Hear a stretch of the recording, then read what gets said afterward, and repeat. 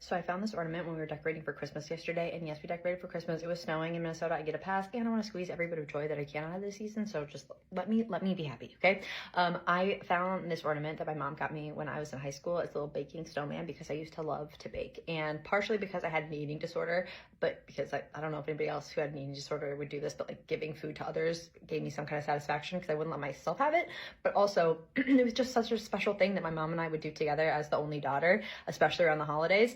And then I went to college and I stopped baking, and then I went further into my fitness career, became a fitness competitor. Disordered eating continued. There was no room for treats, and it was just Tom and I. Like, who's I baking for, right? And I didn't really know anybody in the places that we lived.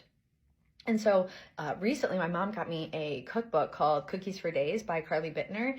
And almost every week, Teddy and I will pick a recipe and make it and test it out. And then we go and take it to different places. Like, we gave some to our dentist, we give some to his preschool or to daycare. And it has been such a joy. And I'm not going to cry about it, but it really has been so special. And something that we talk about in matrescence studies and the sociology of motherhood is hobby exploration. And this is like, how do we find the feeling that we may be missing as we change when we become moms? Because so much changes, and there's not a lot of room for us in the things that maybe gave us some sense of self, or that spark, or that joy of like just doing something for ourselves.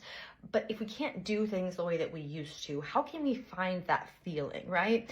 And I think one of the hardest things about finding that feeling is that a lot of times we don't even know what feeling is missing. Like, what is it? Like, I can maybe pinpoint these things that I miss, but what is it about them that I miss? And how can I find that feeling in other things? And you might not have that answer right away, and that's why it's hobby exploration. And I've been trying old things and trying new things and really having a really good time. And yes, baking looks different, but it actually looks better. So if you're interested in hobby exploration, make sure that you save this post, because I'll be giving resources very soon on how you can do it as well. And if you want to start today, just do something. I'm gonna make snickerdoodle cookies with snickerdoodle kisses in the middle, like those peanut butter cookies with a chocolate kiss.